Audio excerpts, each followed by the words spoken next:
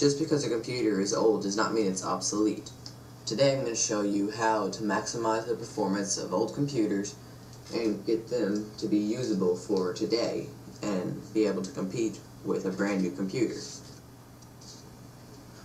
My desk is Mac dominant, but I like to keep a PC just in case my Mac fails me or a program I need is only allowed to use a Windows machine.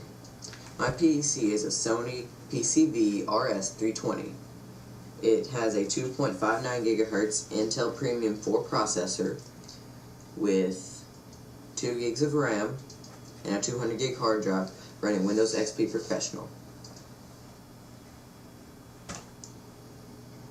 When you buy a computer, you need to choose it based on 3 things: RAM, the processor, and the ports.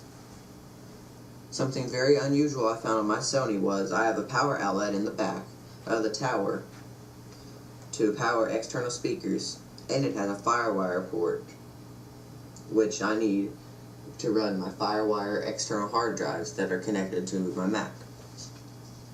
I like having dual monitors, so I installed a aftermarket external VGA graphics card. Sorry about the tongue twister there. And it fit right in the expansion slot inside the computer. Getting the most out of your old computer. There are many ways to improve the speed and overall health of your machine. First thing you are going to want to do is wipe the hard disk and reinstall the operating system. There are many ways you can wipe the hard drive, but I find it's easiest if you do a clean install of the operating system. If you bought a used PC, I would recommend doing this anyway, because you will never know what the last person left on the computer, possibly even things you can get in trouble for, such as pirated software, porn, or even child porn. Go to your computer's manufacturer's website and find what drivers you can get for what operating systems. Do not install an operating system you cannot get drivers for.